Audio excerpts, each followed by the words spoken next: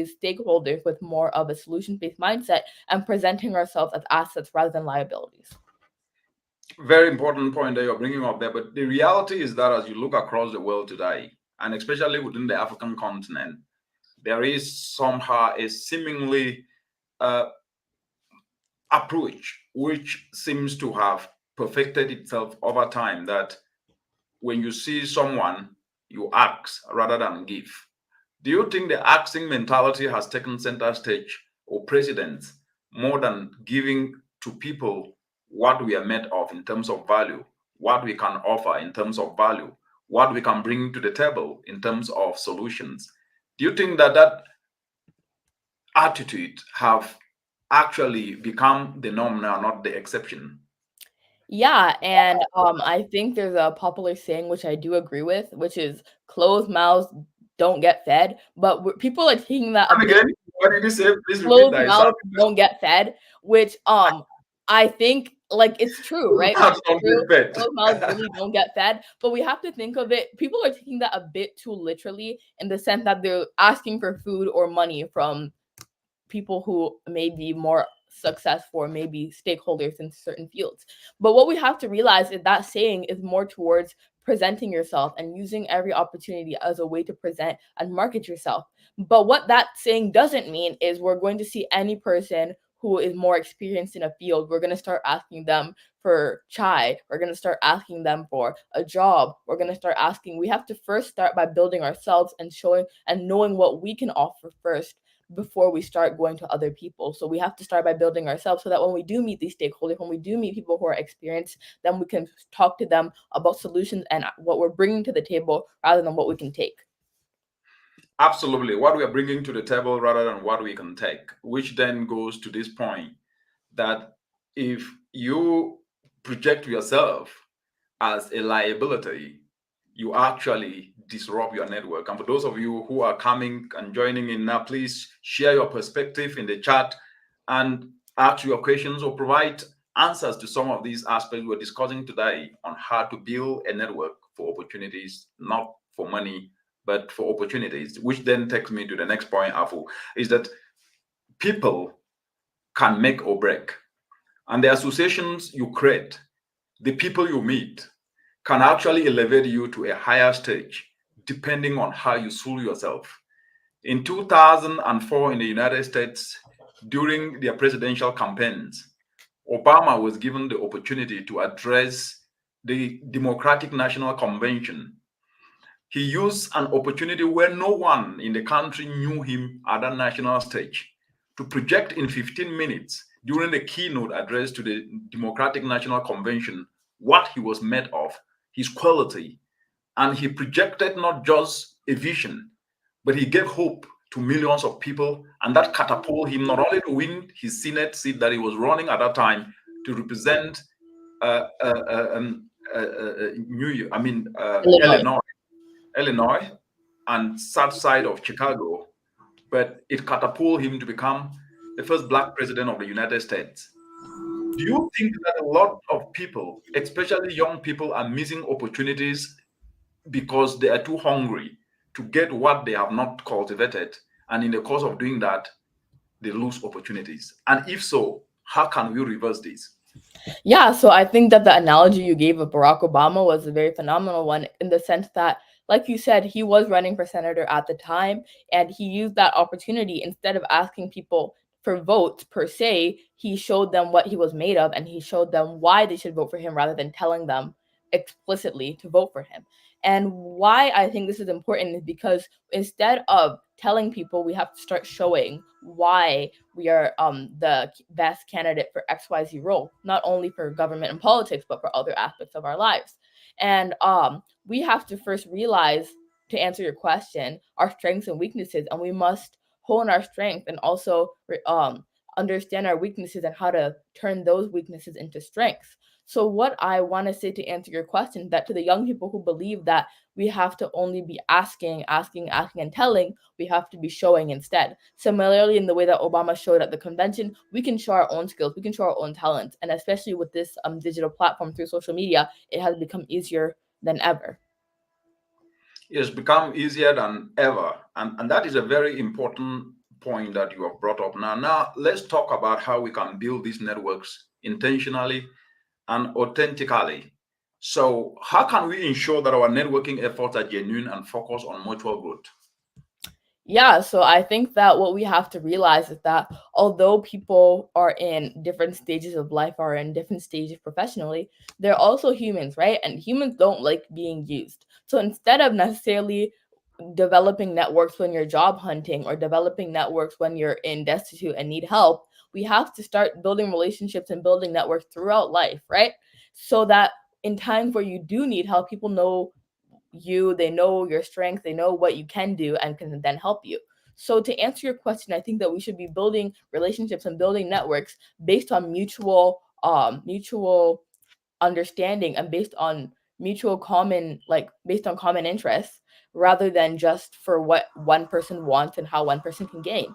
And a mutual interest could be going to the same university, a mutual interest could be doing the same program, a mutual interest could be even loving a certain sport or loving a certain musician. We shouldn't only be developing networks when we're job hunting or when we need them. We should be developing networks throughout so that when you do need them, you already have a network rather than trying to seem very opportunistic. Very, very important point. I think you are bringing up a very important point there, which I think is very, very crucial for our viewers to dissect and digest, which is that effective networking is rooted in authenticity. You need to be genuine to be able to engage people, not to use your network to then start asking for money. Then you will lose more than you can gain. And that means that it starts with showing genuine interest in others' experiences and expertise. Offer help and share knowledge without immediate expectation. So, which means that you must maintain these relationships by engaging regularly and offering something, sharing updates, and celebrating successes as well. For instance, if you meet a fellow entrepreneur at a workshop, keep the connection alive by sharing what you can offer and actually updating through emails, and that can be able to help. And this takes us now to the third aspect, which I think is very, very important: networking challenges and solutions, which we know that despite the benefits, networking isn't without challenges. So let's discuss this and see how we can overcome it. So the question then becomes, what do you think people, especially the young people, face as a challenge in networking? Yeah, so I think this is a very good place to look into and dive into because a lot of young people, they're first generation in university, first generation in a certain industry, first generation, uh, meant first generation in the diaspora, so many different things that are unique to young people today. And what we need to realize is that some challenges that they may face are because there's no mentorship per se that they think we have to they realize that the only way for them to move up is by asking. And obviously that's true, but we have to start developing relationships and networks, not solely for financial purposes, but just to develop a mindset and develop a circle of people who think similarly. Because your network is your net worth. And also on top of that, you are who you surround yourself with. So if you surround yourself with like-minded people, it will enlighten you and it will make you become more enlightened and enriched within your particular subject area. And from then you can set yourself apart and become more competitive, not only in the job space, but also in different spaces across the world. Absolutely. Very, very important point there. Those who are joining in, we are having the conversation on how to build and work for opportunities, not just for money, but to invest our time in learning from those who have gone ahead of us. But as we're speaking today, most of the attitudes are that they want immediate results today, especially the young people, and even those who are older. They meet you today, tomorrow they send you a bill because they project the aspect that they come from a very poor home. Yes, well, that can be valid. Is that a justification for demand? No, I don't think it's necessarily a justification for demands because, like I previously said, everyone's going through something, and not everybody, even though they may look from a certain angle, looks can be deceiving. So what we have to realize is that when somebody is offering you their time, that's already something we should take advantage of and not keep on asking for more. So instead of sending a bill, like you said, after hanging out with them and getting their insights, we should be sending thank you messages, because time is a very important aspect for people, especially people who are very experienced in stakeholders, because we only have 24 hours in a day. So if someone's taking 2 hours to mentor you and to talk to you about their career field, we should be very grateful. And on top of that, we have a question from Emmanuel Role, which says, how can we remain resolute on building networks amidst social challenges where young people use peer pressure to pull others down? So you can take that one. Yeah, yes, Emmanuel, that's a very important question. The first starting point is that when you live your life by benchmarking with others who are actually showcasing what they themselves cannot be able to do, then definitely you will be chasing a shadow. That's number one. Number two is that if you look across the entire world, there have never been any growth without people enduring pain, because short-term pain actually helps you to develop opportunities for yourself that brings long-term gain. Number three is that without following the 5 P's, and the first P is passion, which is that endurance inside each of us, because the reality is that we all have a God inside us. That enthusiasm inside each and every one of us births passion. And passion is that flame that you get up in the morning, even when you know that you don't have, but go to do what you are passionate about. You become successful by leveraging on your gift, because each and every one of us do have a gift. Is there a gift in writing, a gift in talking, that we can then turn that gift so much so that it becomes the value that we can offer. I can tell you, Emmanuel, wherever you're watching from, that you know some people, when they hold the microphone to speak, the whole room will stand up. Why? Because they've perfected the act to speak, and that is their gift. I can tell you that when you see people who hold the microphone to sing, the whole room will stand up. That is their gift, but they have perfected it, which means that your gift needs what is called time to perfect it to be a skill. And that skill needs time to give value. And that value is what you can be able to offer. And therefore, to answer your question, remaining resolute on building networks is dependent upon you perfecting your skills so that you can offer value. And leveraging that value, you can be able to create networks. Because let me tell you this, when you project yourself from the position of weakness, you become a liability. Never ever project your weakness, project your strength, because your strength will open you doors and people will respect you for that and people will gravitate towards you. When you tell people how poor you are and how you come from a poor family, you actually selling yourself from a position of weakness, because you don't even know. Everybody came somewhere and people suffer. But the fact that they project opportunities does not mean that they never suffered. They walked to school without shoes. They went to bed with their stomach aching of hunger. These realities, millions of people across the continent and the world just go through this, but they also want to hear success stories. There's no human being on earth who doesn't have a success story. We just shy away from communicating our success stories. And that actually is defeated, because it makes us start from a lower dimension of projecting opportunity, and rather than us projecting what we can bring, then it makes us to lose more opportunities. And therefore, the aspect which is young people using peer pressure to pull others down, if you listen and follow and chase the crowd, then definitely you will end up going nowhere. Be focused, right? The 5 P's is be passionate, be positive, right? Be patient, right? And the most be persistent. And at the end of the day, know that whatever thing you do, people, problems to be solved must be at the center. Passion, persistence, patience, being positive, and doing everything to turn people's problems into opportunities will make you stand out.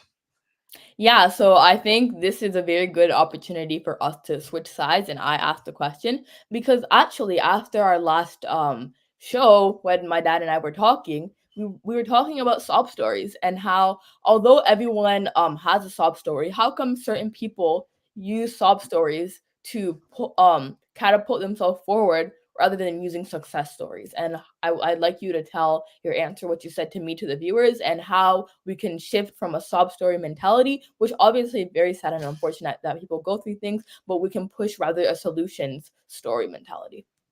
What is the meaning of a soft story so that somebody who is watching can Yeah, understand? yeah, of course. So a sob story, it's a more of like a colloquial term, which is used for stories that are sad and generally express one's upbringing or express one's sad and depressing moments in their life. And a lot of people use this for them and they expect it to move them up the ladder, but in reality, tell us what you believe. Yeah, the reality is that it's very easy to project oneself from the point of lack rather than the point of what he or she have got. And I don't blame the young people who do that, because I think for quite a very long time, the attitude of projecting how poor we are as a people have somehow made us to be programmed that when we say we don't have, people sympathize with us. And I think that is a wrong narrative and it's a false narrative. What needs to happen is that we need to start reshaping this narrative. And that is why we've taken up the initiative on the Mindset Spot to correct the wrongs and right the rights. And therefore, correcting the wrong, first of all, is to tell each and everyone that never ever project to yourself from a position of weakness, project to yourself from a position of strength. And never ever do that, because anytime you open your mouth, you tell the world who you are. And if all you can show the world is what you don't have rather than what you have, then you are actually relegating yourself to the bottom of the pyramid. That is one. The second is because of the attitude of thinking that when you say you are too poor, when you say you don't have a job, rather than projecting that even though you left school, you didn't have a job, you went to school, you didn't have a job, you had a certificate, but you have volunteered in the community and you're teaching young people mathematics, biology, arithmetic, right? English, economics, chemistry. These are the number of people you've trained. And as a result of this, most of the kids who could not do mathematics, they're able to do. Somebody will listen to you. The first question the person will ask you is, oh, wow, this is amazing. Are you being paid for this? No, I'm not being paid. Then you've ticked the first tick that at least you are a lesser risk. So that if that person was to invest $100 in you, he knows that you are going, if you have trained 1,000 kids, he knows that you're going to train more than 2,000, because if you could train 1,000 with that money, then $100 will definitely take you far. The second aspect is the person will know you're passionate, because a passionate human being is a valuable asset in his or her own right. Somebody who is not passionate will not do any work. And I always say this: if they do not show any effort, then they are not interested. And somebody who is not interested will squander your resources, squander your time, and at the end of the day, become a liability and start accusing you and blaming you. And so, Afu, to answer your question, the reason people project weaknesses is because of the attitude that when you seek somehow become a victim of circumstances by projecting emotions, that then you can be supported. No, that is wrong. It will not work for you. And even if it worked for you the first time, remember that that person will be saying, who is this person? Now, which kind of person be this? But please, people will never forget passionate people, people who bring solutions, not problems, people who don't complain but say, this is the challenge, this is what I'm doing to do it, and I will appreciate your ideas so that we can finalize. When you become proactive and not reactive, then you make a step forward. Overful. Yeah, so I think you answered that very eloquently. And for those of you guys who are popping in summary, Dr. Manang simply said that when you use sob stories, or when you come from a place of weakness and come from a place of problems rather than a place of solutions and strengths, then people look at you as a liability. And nobody wants liability in their lives, in their businesses, in their ventures. So what we have to realize is that although we do have things in our life that are obviously not going so swell, we have to realize that people around us are not our therapists, and people around us want to hear new ideas and innovations. So we should lead with that rather than leading with the things that bring us down. And Absolutely. on top of that, we have a question from Joyce Mwala. She says, great conversation. When I look at society today, people don't want to listen to you, even if the message you have is life changing. They won't listen unless you have money. How do we deal with that? So you can take that question. Yeah, Joyce, thank you very much for that question, which you've asked, that people wouldn't listen to you even if the message you have is changing lives. and they won't listen unless you have money. How do we deal with that? The first thing to deal with that is for you to know that those you are dealing with in the first place are wrong people. That's number one. You are dealing with the wrong crowd. And you can never make an indent in terms of progress with people who have already made up their minds to think money and not think solutions. That's number one. Number two then means if you are dealing with the wrong crowd that is already infatuated with the loving of money, then you have to change the space as soon as you can. Remember, you will never move forward there and you will never have money always to do what you can do. And if you are premising what you can do or people to listen to you because you have money, then money will finish and then the people will run away. So you will start back from scratch. So the third thing is for you to start engaging willing people. You will engage 100 people, you will end up having 2 willing people. You engage 200 people, you will end up having 4 willing people. That is fine. People who are willing and can voluntarily volunteer themselves to engage and listen to you are more valuable and more than a crowd of 10,000 people who came only because you could have had money before they came to you. So what you need to do is to be very selective in how you project yourself and engage the right crowd. And I repeat the word right crowd, because most of the crowds we have today are not right crowds. They're crowds that are more about what they can gain rather than what they can give. And in networking, in developing networking for opportunities, you must engage and build alliances around people who see value in solutions rather than only see your pockets. And therefore, if people are interested in your hands rather than interested in the skill they can get from you, if people are interested in making sure that they take away from you rather than carrying the vision in which you are projecting, then definitely you are in the wrong place. And to change that, you need to move out and engage other people that can be willing so that you can build a vision together and then move forward. If you project money is just part of the equation, and money is not a solution. It is solutions that bring money, not the other way around. And somebody will say, if you don't have money, how will you do it? Give somebody $1 million US today who doesn't have a skill. He squandered the money and the problems remain the same. Give somebody $1,000 today who have the skill and is passionate. He uses the money, double the solution, and you will be impressed. Overful. Yeah, so for you guys who are watching now and for our viewers who are our regular viewers, as you know, my favorite topic, digital footprint. So Vixen Insight says, I love this answer. And we have Nyashanu Mwita who says watching from Kenya. But my question is, how do you think digital footprint can impact one's opportunity for networking? Do you think a digital footprint can bring it up? Or do you think a digital footprint can bring it down? If it's a combination of the two, please explain. It's a combination of the two. And starting off is anytime people mention your name, people go online to search who that person is. Let me just tell you this. For all of you who are listening in today, if somebody say, who is Joyce Mwala? Let me tell you, they take their phone, go to Google, put the name there. What it picks up Facebook and all the social medias you are in.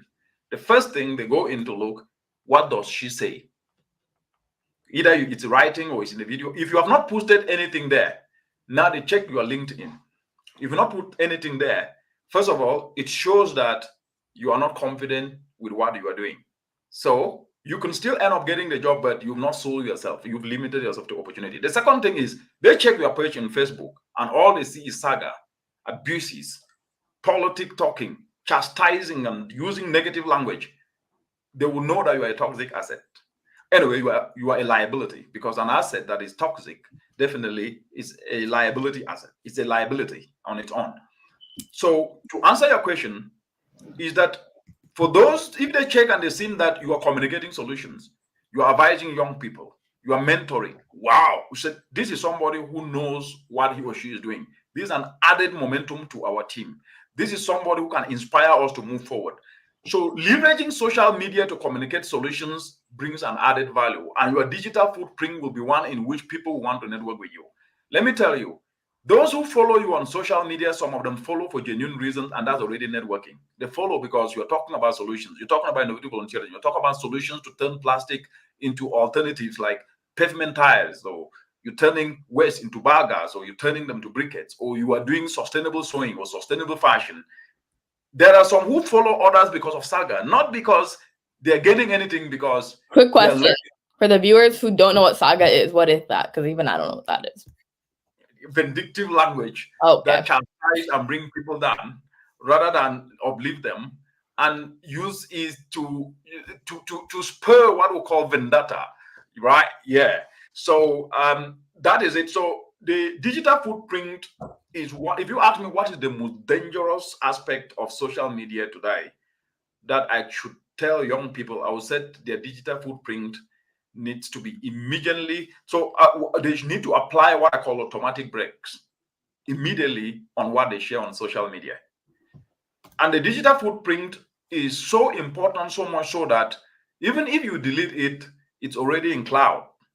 So start communicating solutions today and positivity, not negativity. And stop commenting on people's comments, chastising them or chastising others, because you will think that you are supporting someone, but what you are doing, you are actually damaging yourself by trying to spur that negativity, that vendetta, and think that it's not going, it's going unnoticed. So that is, we must be able to be mindful of what we share, and that is quite very, very important. Another aspect that I think is important is the fact that the algorithms of this social media, especially Facebook, are set up so much so that it carries negativity more than positivity. And so when you do something positive, it will show 3 views. When it is negative, vendetta, spurring negativity, you have 1,000 views. And because of that, people now follow that trend, forgetting themselves of their future. And therefore, at the end of the day, the fact that it trended more doesn't necessarily mean that it did any good to you. And the fact that you may have had money because it trended more, what will it benefit you if it benefits you only today and costs you a future? That's the question. Yeah, that's a question that we should all think about. What does it really benefit you if it ruins your future? That's a really good point. And before we wrap up, I have another question similarly to digital footprint. And since we talked about the no's of digital footprint, let's talk about the yeses of digital footprint. How can we leverage our digital footprint and turn it into an opportunity for us to create networking opportunities? I know we touched on this a little bit, but we have a lot of new viewers, and let's talk about how our digital footprint, we can leverage it to create networking opportunities. Yes, Afu, let me just get to you and on this particular point that you did ask, which is that we take it the conversational way that we always do, is that when it is negative, we shout on top of the roof and nobody listens until when the negativity hits home.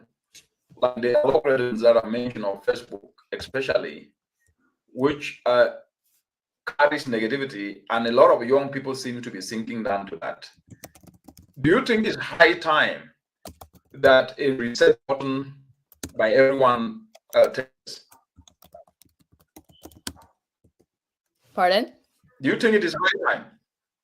Yeah, I think right now is the prime time, because when we look at it with social media, we have to realize that today is today and tomorrow is tomorrow. So what we have to focus on is the future and the now. We can't control the past, but we can adapt to the future to realize that the only way we can move on with the trends and move on with the innovation is to be a part of it. So since today is the day, we must start now. Just do it like Nike. Start now to engage, start now to promote solutions, and start now to ensure that when we're talking to stakeholders and talking to more experienced people, we're coming from a place of assets rather than liabilities. Yeah, but the question again is that we, like you said, that's fine. But as those who are watching us now, we said build a network of opportunities, not for money. They get to the social media space because when I hear you today asking, "Oh, how can I do this?" They have access to people in different specialty, economics, right, technology, trade, etc. But when they hit them, they are asking for money. How is this ruining the lives of young people, and how can we correct this?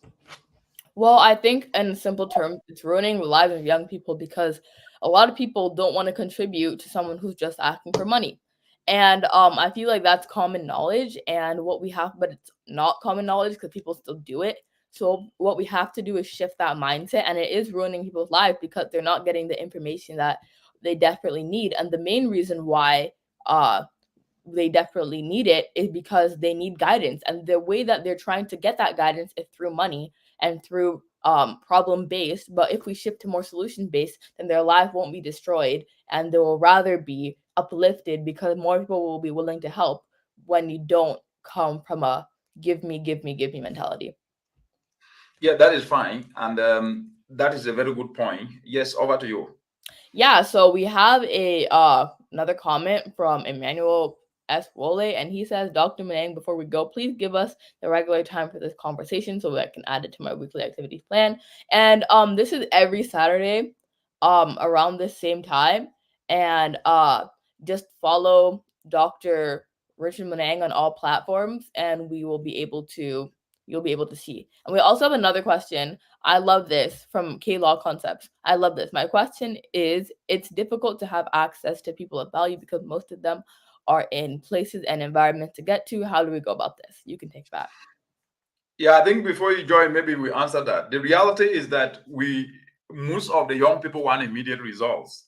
And also immediately they engage you, they start knocking you from the first day, right? I want this, I want this, I want this. What have you shown to say you want this? When you engage people, and I've guided a lot of young people with this, when you get into someone's inbox, said, hello, sir, or hello, madam, appreciate the work you do, I followed your work, and I just want to say this is really amazing, and I look forward to learning from you. How does that sound as compared to, hello, hi, I saw you're doing this, I need a job?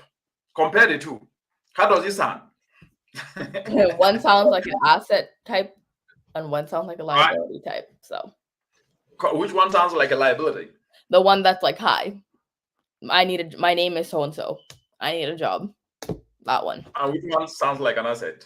The one where you introduce yourself, you talk about what you've been doing, and you ask for maybe 10 or 15 minutes to discuss, and you shoot them an email about what you'd like to talk about. Excellent. That is it. And so to answer the question from K-Law Concepts, which they're doing amazing work. I mean, these are a group of young people who have come together. They do graphics, they do events, and actually the launch of my first book, Making Africa Work Through the Power of Innovative Volunteerism, they coordinated this. And we had an amazing launch, and they are proving that at least they're offering value, and they do offer value to solve problems through the communication lens. They do the best infographics you can see, the best videography. And why I'm using this is to say that young people are doing amazing things. And if you are doing that, then when you meet people of value, they build value. And I can tell you that when people build value, they struggle, they endure pain before they are where they are today. You cannot project to get the same value through ease, because those people will see that you are a distraction. What does that mean? Engage them and appreciate what they do. Once you appreciate what they do, if they're wonderful people, they will get back to you and say, okay, thank you. Yeah, it's a great pleasure. And then you can follow up and say, this is what I do. Introduce yourself. Don't ask anything. Say, this is what I do. I am a videographer. I am working on sustainable fashion. Yes, I can be able to showcase my work to you. You return back to you and say, okay, this is fine. I would like to know what you really do and how we can be able to work together. Do you not see that you use your engagement, your value to attract the person to give you attention? But if you went with the other one of saying, hi, first of all, not even because salutation especially is very important. If somebody is called madam, if somebody is called sir, if somebody is called doctor, if somebody is called reverend, if somebody is called etc., senior or an engineer, why don't you use that to address them? They earned these titles. They didn't buy them. That's number one. Number two is, you say, hi, I need a job. The person is not human resource. Yeah, so it's helpful, right? Yeah. Okay. I think we have yes. You read the comments. Yeah, so Felix Kwaku and Nyasumita says, my question, my coach usually tells me if you need something done, look for a busy person. So my question is, how yet their schedule is tight? Kindly explain for me. You can take that one. The question is, how yet their schedule is tight. I think I didn't really get what that means, but I think I can pick out a little bit of that. If you want to get something done, look for a busy person. Yes, I think I answered that the reality. People are busy, and what attracts that busy person is also what you bring to the table. If you bring a problem with sarcasm, hi, this is what I have to do, the person runs away. If you engage the busy person and say, sir, I've seen, oh, madam, your work is so amazing, and thank you so much for the ideas you are bringing or for what you do. It inspires us. You've already, first of all, attracted that person. And then, and what you do and where your gap is, that person will solve it for you. So it's not about schedule. People are not just there. So when I see young people blaming people, oh, we are not being mentored, nobody have an obligation to mentor anybody. The fact that we do this here is just out of goodwill, okay? So if you know that every person's time is important, then you will value it. But when you don't value people's time, then definitely you will never ever get the time of a busy person. People create time. Just like you've created time to view here, so do busy people do it. So that was a very good question, and it ties back to what Low Concept did bring up.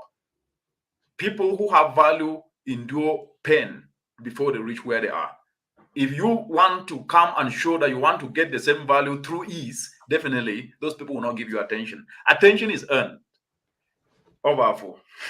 Yeah, so attention is truly earned, and we have another comment from Sinju Claris. Dear Dr. Manang, could you please share the exact days and time for this program? I don't receive notifications, and it's an interesting show. I'll take this one. So follow Dr. Manang on all platforms: Facebook, Instagram, TikTok, you know it, LinkedIn, everything. And it's usually on Saturdays at around 9 Eastern Standard Time, which is in East African time. You can say that. Yes, actually, Clary is a fan, a big fan, and she's running amazing nugget like we do here, shows on education and guiding people for higher education. She's actually, I think, based in California also, but somewhere in North America. So Eastern Standard Time. 9 a.m. Eastern. But please, another thing is please click on my Facebook because you can be following me, but you have not clicked on all videos and notifications. So you need to do that so that at least you can be able to receive it. That you will always get it. And thanks for the good work you do. Keep it up. And for those of you who are here, follow everybody who is here, and including Clarice. Yes, Afu. Next. Yeah. So my other question, from less of a digital footprint standpoint, but more of a personal, physical standpoint, we have to realize that when we see people around, we see people at conferences, where is the barrier between showing solutions but then becoming a fan? Like, how do we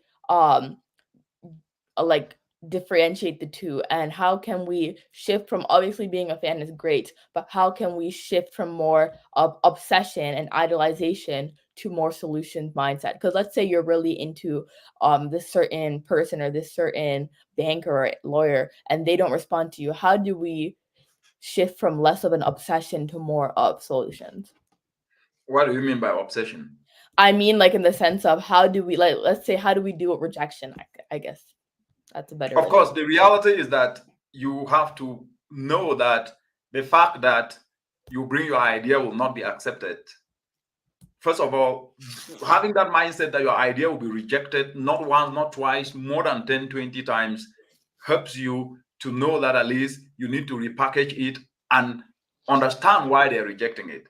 And I've argued this so many times. A lot of people think because they have an idea, they will get to a community, they will accept it. From my own lessons in my professional life, ideas are not just accepted. You have to convince people. And I think this is answering the question from Paris Gabriel, who says also, clarify for me, what does it mean that attention is earned? You must be able to show, to engage somebody to have his or her attention in what you are trying to explain.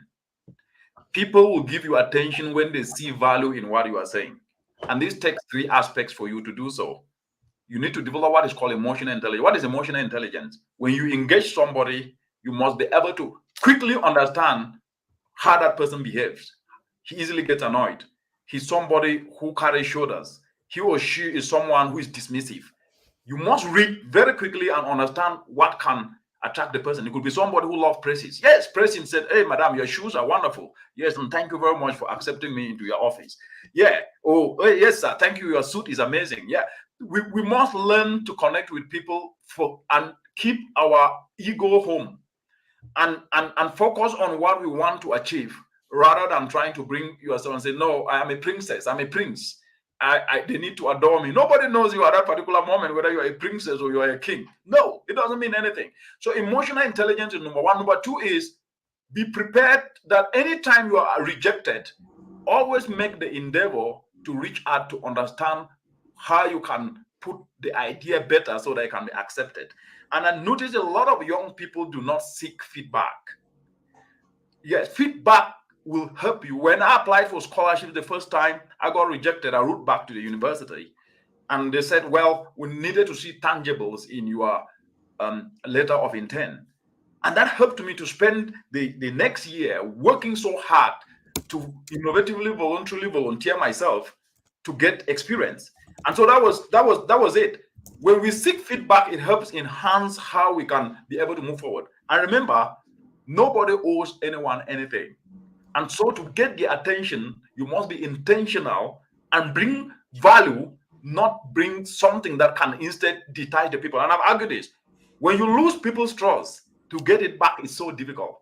So you must be able to understand how to also keep people, how to communicate to people, and how to engage them. Yes, I can see Afu. Yeah, so David states, in cultivating a network of focus on opportunities over money, how do you navigate the balance between altruism and self-interest? Are there any specific strategies you employ to ensure genuine connections? Read it again. Okay, I'll read the second part of the question. How do you navigate the balance between altruism and self-interest? Are there any specific strategies you employ to ensure genuine connections? Yeah, thank you, David, for that question, but with too much English, which is a good thing. And if I got you very well, is how to navigate a balance between. First of all, when you engage people, you engage them from your position of interest, right? If you are a lawyer and you're engaging someone, you are engaging to project yourself from your knowledge of what you know, law, in food systems, in trade, in real estate, in other aspects. So every human being have an interest, but you must align your interest to fit with the interests of others. Let me just tell you, I'm an environmentalist. If I was to pitch to the CEOs of banks on why they should drive sustainability, I will pitch from the dimension of their interest, which is profit. Are you getting what I'm saying? Yeah. If I was to talk to lawyers on sustainability, I will talk on the opportunities they will get through leveraging their legal practice to help sustainability actors to create more businesses and actually ring-fence themselves with the best legal advice. And therefore, it is interest that attracts interest. And therefore, understanding the mutual interest becomes your asset, because then that is part of emotional intelligence. And a lot of our young people do not do research to understand. If you are getting to engage somebody even online, do research, understand what the person is working on, what he is sharing, so that your interest can then align with that person and you people will connect. And that was a very good question. I like the English. It was tough. So Yes. Sarah says, I appreciate your feedback, Danielle and Dr. Manang. The response is clear enough. Sounds good. And we hope you're enjoying UC Davis.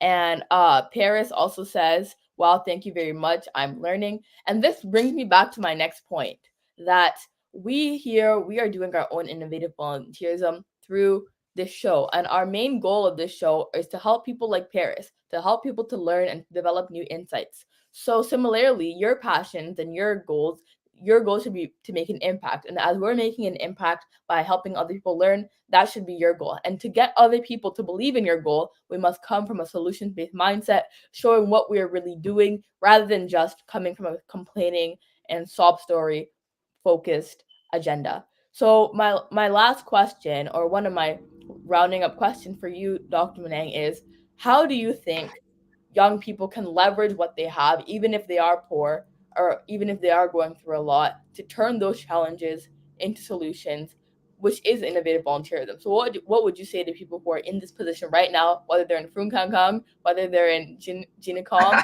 I'm turning into you, I'm using your expressions, whether they're in Nasarawa, whether they're in Maiduguri, whether they're anywhere in the continent or across the world, what would you say to people who are going through it right now, but who want to be the change that they need to see in the world? Very important question, Afu. And I think that is part of the reason why we had this show on discussing how people can build networks for opportunities, not money. One of the things I've learned in my entire life, including my career, is you can only grow by lifting others up.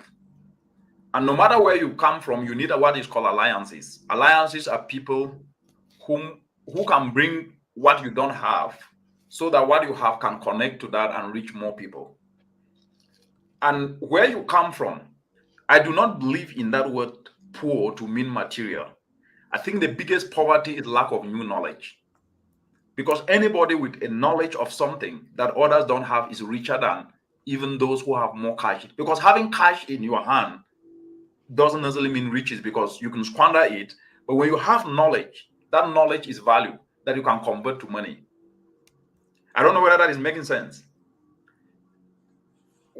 It therefore means for a young person in Frunkankang or in Abo, in Anyajua, or in any part of the world, or in southern Liberia or Sierra Leone or northern Kenya or eastern Kenya or Zambia or any other country that you're watching from, the easiest way for you will be to look at that carpenter and go in there and say, sir, I want you to teach me how to be able to make a chair. And after you finish, I will spend 3 months supporting you with that pay. You've gotten a skill and you didn't have money. I want that young girl to say, ma, I see you sewing these dresses. I want you to train me and I'll work for you for 3 months with that pay. You get the skill. And I can tell you from my experience, once you do that and you have good character, discipline, and at the same time you are loyal. Loyalty is very important. I know that today we have those on high horses who try to chastise. First of all, they say education is a scam. And they also say that loyalty is a scam. Loyalty is very important. I have learned that when you are loyal, you will be rewarded. There's no loyal person who will not be rewarded, unless the people you are loyal to do not understand what loyalty is. And therefore, after 2 months, that person will either start paying you or will support you to open your own shop. And even if he doesn't support you to open your own shop, he can recommend you to other people who can support you. These are very simple, practical steps for anybody to move from zero to something big. But the problem is this, Afu, is that a lot of people want to leapfrog from 0 to 100 without passing through 2, 10, 15, 20, 25, 30, 35, 40, 45, 50. They want to move from 0 to 100. And that is as a result of the false narrative on social media that somebody stands closer to a Lamborghini and then start to say, this is my Lamborghini. It's a lie. Even if it is your Lamborghini, that is not a solution you are bringing to the young people. You're only increasing their temperature and their fever level to think that they're behind. So I tell young people, don't be carried away by what you see on social media. Cut your shoes according to your size. As my mother will say, wear your okrika with pride. Yeah, so excellent answer. And I noticed the second you brought up loyalty, we had like 4 people like commenting. And that's the point that I think is very underlooked, but it's very crucial. And on top of that, I'd like to ask one last question. And how do you think with this epidemic of social media and with mental health being at an all-time low, because we're seeing people flexing for the gram, as people may say, and chasing clout, what would you say to the young people who are feeling bad about this, and how can they use social media instead of chasing clout to chase solutions? That's my last question. I love that. I think that will be our next title for the next week. Chasing solutions, not chasing clout. Absolutely. Thank you, Afu. You are smart. That is our next topic next week, guys. Same time. Title will be what again, Afu? Sneak peek. This is a sneak peek of our next episode. Chasing solutions, not clout. No, as a young person, use not flexing for the gram. Okay, good. So this is the point. I still think and I still believe very strongly, and I think you will give you a perspective on this. The young people are not given the right information, and that is why it took us to come together to be able to discuss on this mindset sport what is not being discussed in the mainstream media. Because the mainstream media project what people want to hear, not what they need to hear. But here we project what you need to hear, not what you want to hear. And therefore, the answer to your question, for which you will supplement, is that if you think that the numbers virtually are what validate you, then you are on the wrong part of history. Actually, what you should share on social media should only be the result. Never share the process. Let me repeat it again. Privacy is very, very important. And there are 5 aspects that you should know today. When you keep your life private and everything you do private and share results, but not sharing results to prove that you are Ukoju. Ukoju in Swahili means you are on top. You think you are everything. Or to prove that you are the cream de la cream. That's English, and I think you understand. Or to prove that you are the highest person. But sharing it to inspire others so that they can be given hope. If you, for those of you who follow me, I share stories of my upbringing. I share stories of my schooling, of my what I do, to inspire young people to usher themselves to action. It can never be about bragging or pride. No. So, answer your question, Afu, is we must be able to understand that when we show results without actually starting to announce what we are doing or we will do, we then make others to then be able to follow the results. And it is not the numbers you have that matters, right? It is the quality. Go for quality. Rather have 14 followers who are understanding what you do, that you can exchange ideas and know that you have a coalition of 14 people, than to have 200,000 followers who are only there for saga. Yeah, excellent, excellent, excellent. And that was actually my last question for today, because I don't think I can top that question. I'm being so for real right now. And as we see, we have a lot of comments and addressing that this is really something that needed to be spoken about, because as we can see, we're at an all-time high. And like Shea Husia said, quality over quantity. And these you guys who view this is the true definition of quality over quantity, because instead of us having 200,000 people viewing, we are having people who are engaging. And similarly, within your own social media and within your own life, you should have a quality group of people who actually support and uplift you rather than quantity. And she says, Paris says, new thing to me is how to handle social media quality. So we're seeing that this is something that desperately needs to be spoken about, but for some reason it isn't. So as we wrap up, and Tata Humble Girl says, happy weekend, Daniela. Happy weekend, Tata. And as we wrap up, I'd like to say thank you guys for watching. And Before we wrap up, I want to ask you this question. Okay. And please elaborate. You are an example of building network for opportunity.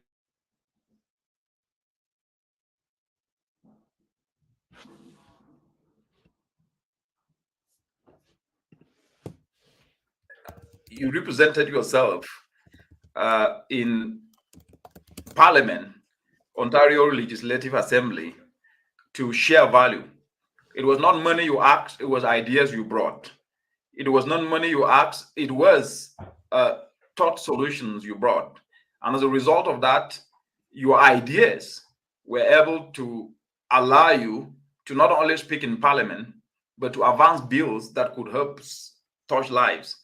What advice can you give to young people, given your experience now, that can help them to see opportunities in challenges? Yeah, so the OLA experience, the model parliament experience, was very monumental, and my party and I did a very great job to promote transportation policy, especially in rural areas. And that's not the point that I want to share. You don't have to necessarily go to your country's parliament to be a change maker. To be a change maker, it starts from developing your network. And similarly, the way my party and I developed our network was coming from a solution based. When we saw a politician, we talked to them about our bills, and they really liked them. And even though it was just mock parliament, these bills can even be implemented in real parliament. Similarly, even though what you're doing right now may be on a smaller scale, by talking to the right people and by fostering these relationships through being authentic and through being solution based rather than problem based, presenting yourself as an asset rather than a liability, you too can make the change that you want to see in the world. Yes, but what was it that you learned in the process that you think can help a young person who is listening now? What should a young person do starting today to be able to speak in their different parliaments? Yeah, so I said this before, I'll say it again. Closed mouths don't get fed. And so you need to start now. And if you want something, you must start by doing it. Nobody's gonna come and do it for you. So you have to start by doing it yourself. And you have to start by Yes. being the best version of yourself. Start by Let developing me just yourself. let me just show a snippet. Let me just show a snippet to our viewers who can be able then to see what I am talking about here, and that will be.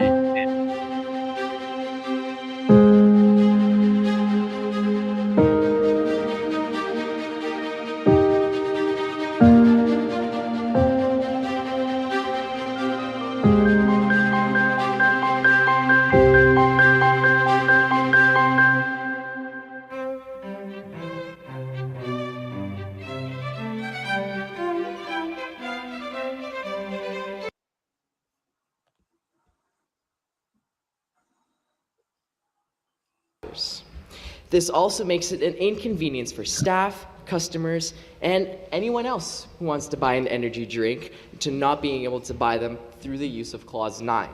Clause 9 states that cupboards, fridges, and containers need to be locked unless an...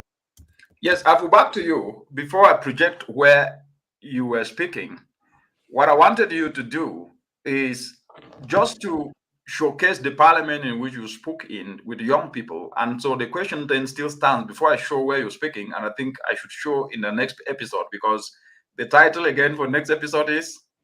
It's flexing solutions, not flexing on the gram. And also chasing solutions, not chasing clout. We haven't decided yet. But Solutions, not chasing clout. So what will a young person who is watching from Frunkankang, as we run up now, actually do? And please be elaborate. I want you to give like 5 points. 1, 2, 3, and then so that at least we can be able to keep going. Yeah, so before we wrap up in this closing message to the viewers, whether you're in Frunkankang, Maiduguri, Kisumu, Lusaka, Liberia, wherever you are, I think what we have to realize is that number one, closed mouths don't get fed, meaning that if you want something, you have to go get it. Just do it like Nike. And what we have to realize is that a lot of people are too scared to make that first step. And the only thing that should be stopping us is that we haven't developed ourselves. So once we develop ourselves, then we can thrive and then we can catapult ourselves to the next level.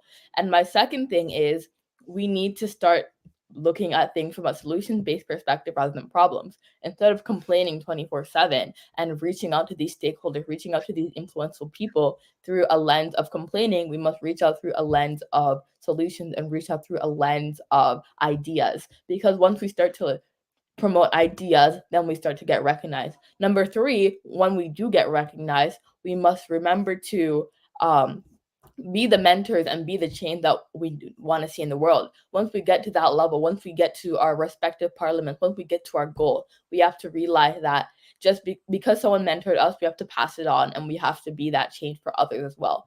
And once we become the mentor that we want to see, we must mentor other people so that it can become a cycle of solution rather than a cycle that we've been seeing in the past of problems and poverty within the mind. Wonderful, wonderful, wonderful, wonderful, wonderful. That's amazing. Amazing, amazing, amazing. Thing to do.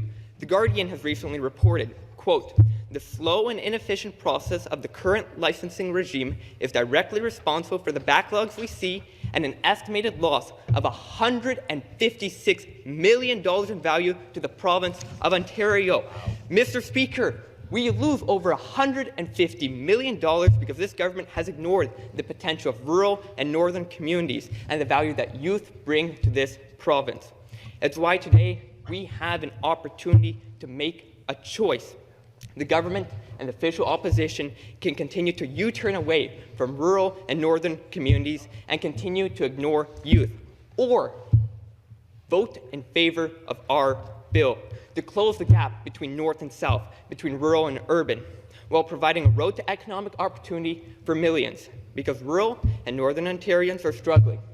For too long, we have been ignored. We have been sidelined. It's time to address and repair a system that for too long has been overlooked.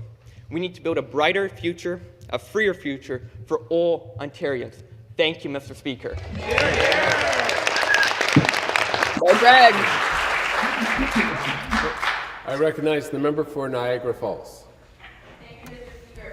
Mr. Speaker, our current licensing system in Ontario is not solely inefficient. It's a roadblock to Ontarians' dreams and our beloved province's progress.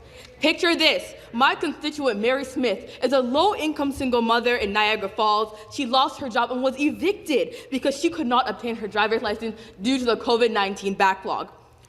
The government's faulty system makes Ontarians wait so long, it feels like a commute in itself.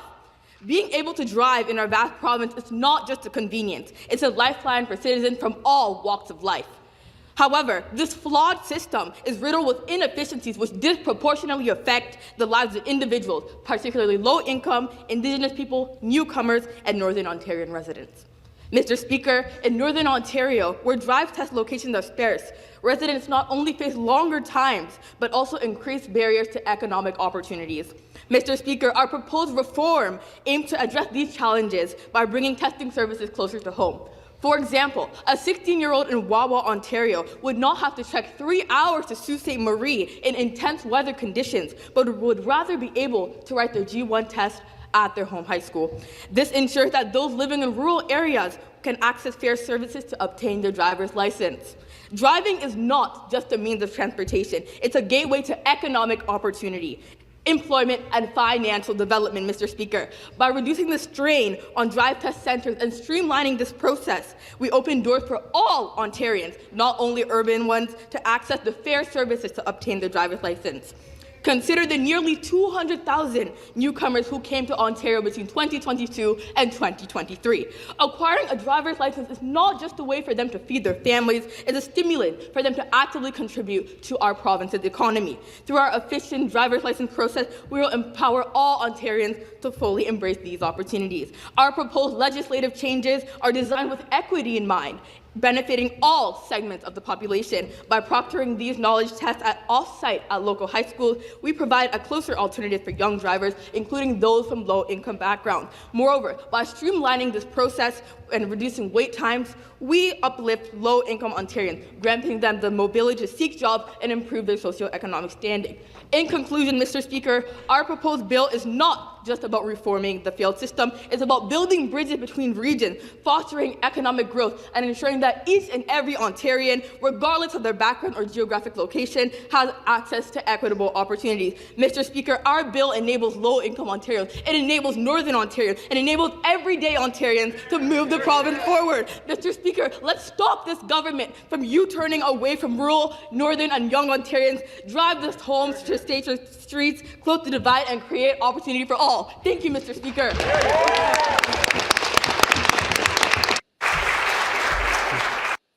Yes, Afu, congratulations again. And I played that just to show to everyone who is watching that you take value to where you go, you project yourself, and at the end of the day, you have an applause. For those of you who have been watching, thank you very much for the discussions today and for your questions as well as your comments. Until then, this is the Mindset Spot, and we will see you next week. What's the topic again, Afu? Chase solutions and don't chase clout, or chasing solutions, not chasing clout. You'll find out. Expect the unexpected, guys. Expect the unexpected, and guys, have a nice weekend, and let's catch up again next week, same time on the Mindset Spot. See ya. Bye-bye.